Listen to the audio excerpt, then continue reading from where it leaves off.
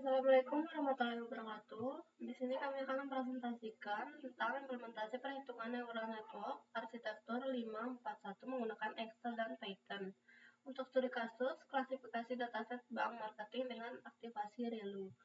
Sebelum itu, perkenalkan saya atas Rina Fitriati dengan NIM 2311074. Saya Alfadrian Janwarsa dengan NIM 2311067. Saya Hamzah Wahyudi dengan NIM 2311099. Selanjutnya, di sini terdapat dataset bank marketing. Dataset ini bertujuan untuk memprediksi apakah klien akan berlangganan pada deposito berjangka. Targetnya itu Y, 0 sama dengan tidak, dan 1 sama dengan ya. Spesifikasi data dan split. Total data sampel 20 data, 10 kelas, 0, 10 kelas, 1.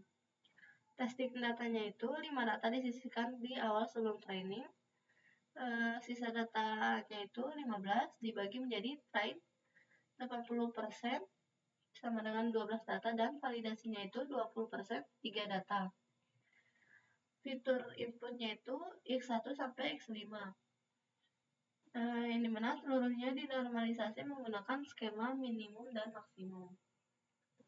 Selanjutnya, di sini terdapat model arsitektur neural network 541, di mana desain jaringan saraf tiduran yang dibangun secara fully connected.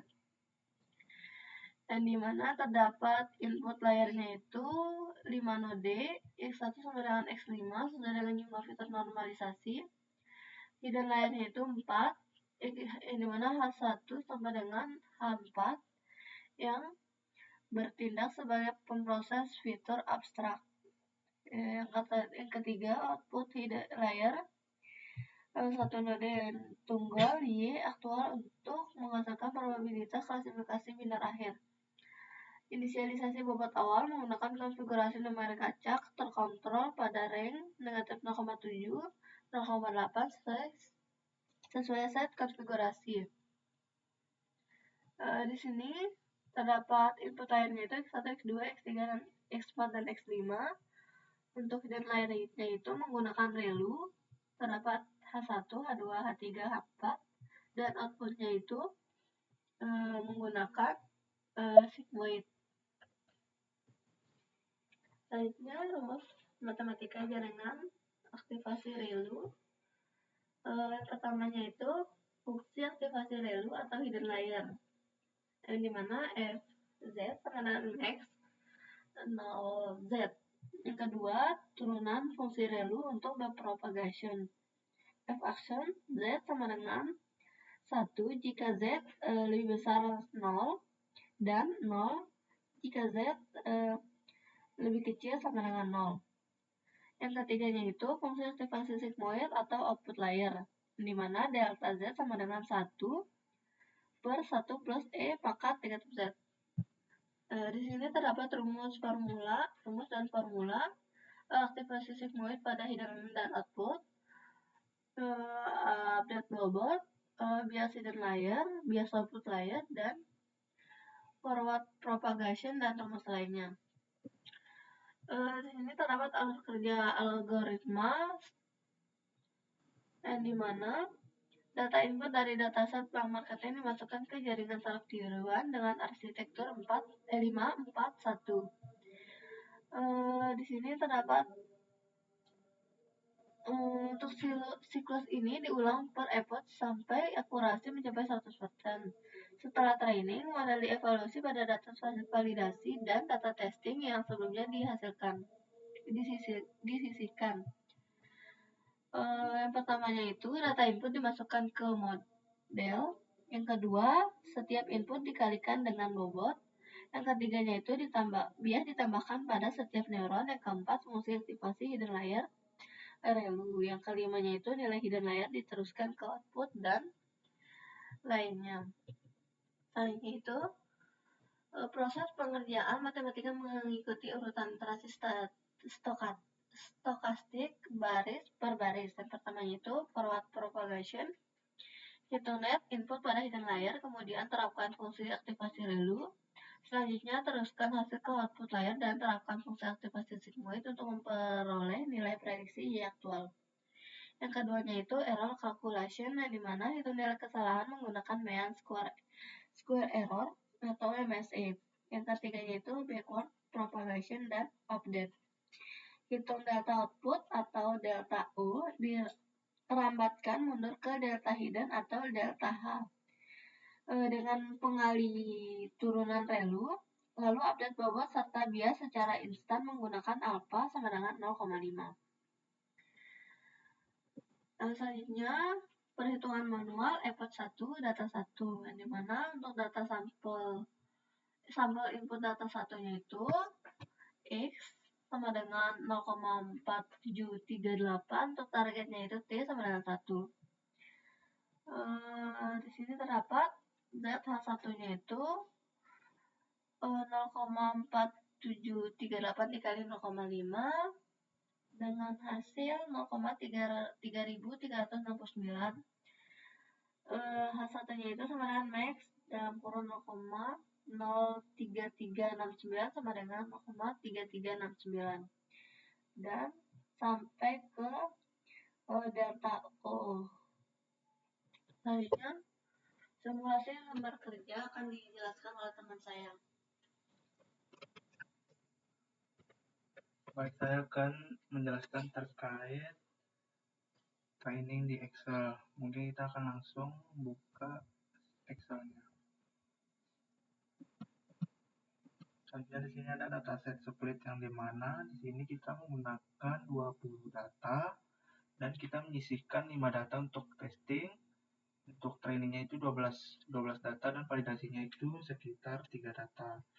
Jadi di sini datanya sudah kita sisipkan dan kita normalisasi agar lebih mudah model belajar ketika training. Di sini ada konfigurasi dan bobot awal, yang dimana kita menggunakan arsitektur 541, yang mana learning rate-nya itu 0,5, threshold-nya 0,5, fungsi loss-nya itu MSE.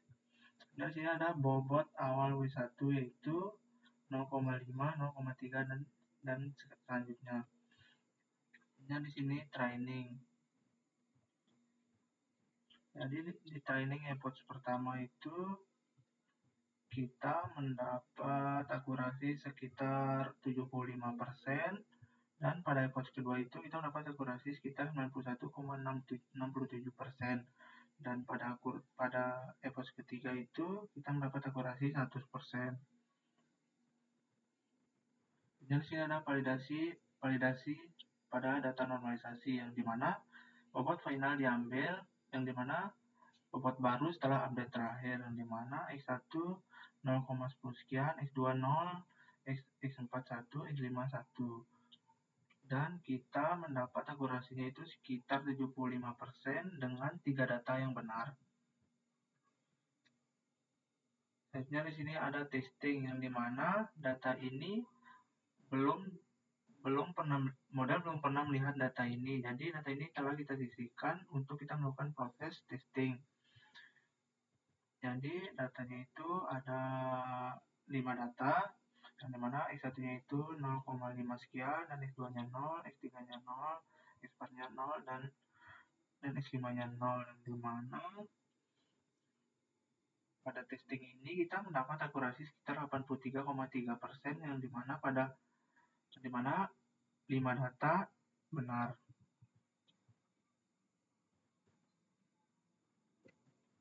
Latihan otomatis baris per baris diimplementasikan pada si training dengan parameter sumbu, yang dimana learning rate-nya itu 0,5, threshold-nya 0,5, dan loss-nya tadi itu MSE.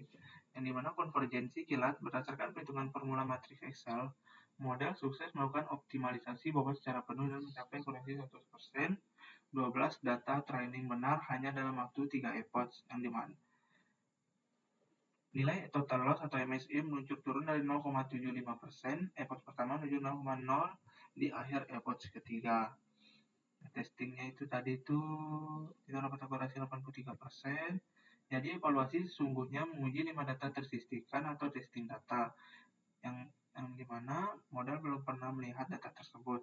Dimana mana akurasi testingnya itu 4/5, yang mana 83,3% model memiliki kemampuan generalisasi yang sangat baik pada data baru dapat dilihat pada tabel ini, yang dimana target bindanya itu 1, output jaringannya itu 0,64 sekian, kelas prediksinya itu 1, statusnya itu benar. Begitu pula untuk data 1, data 2, data 3, dan data kelima. Pada data kelima itu evaluasi statusnya itu salah sehingga mempengaruhi akurasinya itu jadi 83,33%. Mungkin selanjutnya akan dijelaskan oleh Hamzah Mahyadi terkait implementasi kode program. Oke, selanjutnya implementasi kode program. Sesuai ketentuan tugas, di sini kita hanya menggunakan Python tanpa library seperti Keras atau TensorFlow. Mungkin langsung saja kita demokan untuk kode programnya. Di sini saya sudah siapkan satu buah notebook yang ada di Google Colab. Di sini ada beberapa section. Di sini yang pertama itu kita import library. Sesuai tugas, di sini kita hanya diperbolehkan untuk menggunakan library bawaan Python seperti NumPy, Pandas, dan lainnya yang tidak berkaitan langsung dengan machine learning. Di sini step pertama kita melakukan load data. Kita lakukan load data, yang mana kita lakukan load data itu langsung dari file Excel yang menjadi datasetnya. Kemudian, di sini kita jalankan run all dulu semua. Ini browsernya lag. Run all, di sini proses datanya masih loading, proses plot datanya masih loading. Kita tunggu sebentar. Di sini kita dapat untuk shape dari datasetnya itu 41.188 dan ada 21 fitur. Kemudian di sini kita lakukan fitur selection karena arsitekturnya itu 541. Artinya kita akan mengambil hanya 5 fitur dari 21 fitur sehingga kita melakukan seleksi dari fiturnya. Di sini bisa dilihat dari 21 fitur kita hanya mengambil 5 fitur berikut. Kemudian step selanjutnya di data preparasi atau preparation, kita melakukan normalisasi pada data. Di sini kita dapat hasilnya itu untuk dataset simplifikasi itu original fiturnya itu ada 20, karena yang satunya itu hanya kolom nomor. Kemudian bukan kolom nomor tapi kolom Y atau output, jadi kita nggak pakai itu. Kemudian original fitur 20, shortcut fiturnya itu 5. Kemudian kita dapat shape barunya itu segini. Dan langkah selanjutnya kita lakukan pengembangan atau pembuatan model dari awal tanpa bantuan framework seperti Keras atau TensorFlow. Di sini kita buat sebuah kelas dengan nama neural network. Di dalamnya itu kita buat metode initnya itu berisi seperti ini, ada beberapa parameter. Kemudian selanjutnya ada metode ReLU dan ReLU derivatif. Ada juga metode sigmoid yang mana mereturn sesuai rumusnya. Kita return. Ini juga yang ReLU sesuai rumusnya. Kita gunakan fungsi dari NumPy. Dan ada sigmoid derivatif. Kemudian ada metode lain bernama binary cross entropy loss. Ini agak lag. Selanjutnya ada metode forward propagation menerima 2 parameter, dan ada backward propagation juga, dan metode-metode lainnya yang kita perlukan. Jadi kita buat manual untuk metodenya karena kita nggak pakai framework. Selanjutnya ini cuma persiapan data dan kita lakukan build dan training model. Di sini kita gunakan NumPy untuk manipulasi arraynya. Di sini kita validation indicates dan train fit, X train fit, Y train fit, X value, Y value. Kita lakukan persiapan data. Kemudian untuk outputnya di sini parameter yang jumlah parameternya itu ada 24, yang mana input ke hidden itu ada 24, 5 kali 4 ditambah 4 dari bias. 5 itu input layer, neuron dari input layer, 4 itu neuron dari hidden layer, dan ditambah 4 dari bias. Sehingga 24 parameter untuk input ke hidden. Kemudian untuk hidden ke input itu 5, dan total parameternya itu 29. Dan selanjutnya di sini kita lakukan training itu sebanyak 70 epoch, yang mana kita dapat di epoch ke-70 untuk loss atau errornya itu di segini. Ini lumayan kecil ya, lumayan bagus. Kemudian di proses selanjutnya yaitu lakukan evaluasi terhadap modelnya. Di sini kita lakukan evaluasi dan kita dapat untuk hasil akurasi trainingnya itu 89,11%. Total akurasi dari testingnya itu 88,89%. Kemudian ROC AUC skornya itu 0,9312. Training loss-nya itu 0,3 sekian, dan test loss-nya itu 0,3 sekian. Oke, itu kita skip dulu deh. Yang selanjutnya, di sini matriks setelah threshold tani itu segini. Untuk training akurasinya itu jadi 89. Yang mana ini sama aja sih, 89,11. Akurasi testingnya itu 88,89. Selanjutnya confusion matrix dan detail metriknya seperti ini. Untuk prediction no itu kita dapat di untuk aktual no-nya itu kita dapat segini, dan prediction untuk yes-nya itu kita dapat segini, 695. Adapun detailnya seperti ini.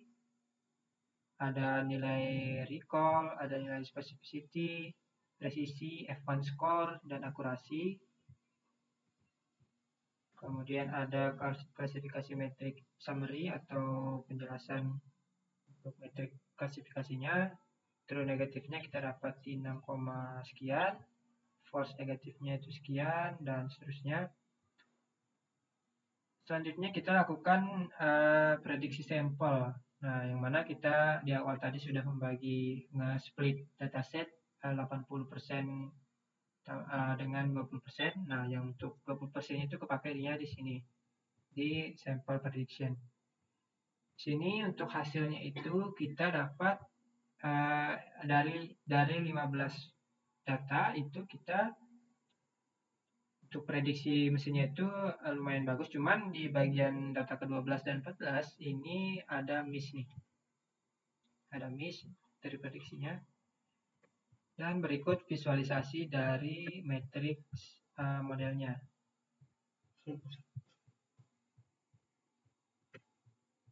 Gambarnya mana ya?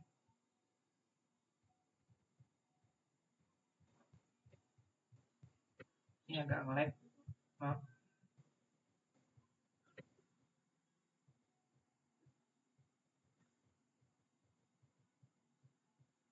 Oke bang, nah ini nih. Jadi ini untuk kurva loss-nya kira-kira seperti ini, yang mana kita bisa bilang bahwa model ini masih belum terlalu bagus. Begitu juga untuk akurasi, kurva akurasinya belum terlalu bagus, tapi mungkin bisa kita tingkatkan dengan menaikkan epoch dan juga pengembangan dari arsitekturnya nanti ke depannya. Oke, kita lanjut ke PPT. Jadi kita dapat kesimpulan dari hasil akhir dari evaluasi performa model. Itu akurasi data trainingnya itu 100%, Kemudian akurasi data validasinya itu 75%, dan akurasi data testingnya itu 83%. Adapun perbandingan dari simulasi pada rumus Excel, kita lakukan juga simulasi perhitungan di atas kertas manual, dan juga dari kode Python-nya kira-kira perbandingannya seperti ini. Nggak terlalu jauh bedanya, yang mana ini kita lakukan di approach ketiga. Oke, kesimpulan. Jadi algoritma fundamental neural network yang arsitektur 541 berbasis kombinasi fungsi ReLU dan sigmoid sudah berhasil kita lakukan tanpa menggunakan framework dari Keras atau semacamnya. Nah, keberadaan nilai desimal output yang sinkron dan presisi tinggi antara coretan tangan manual, spreadsheet Excel, dan kode Python membuktikan integritas logika sistem valid 100% dan dapat dipertanggungjawabkan. Oke, saya balikkan ke moderator.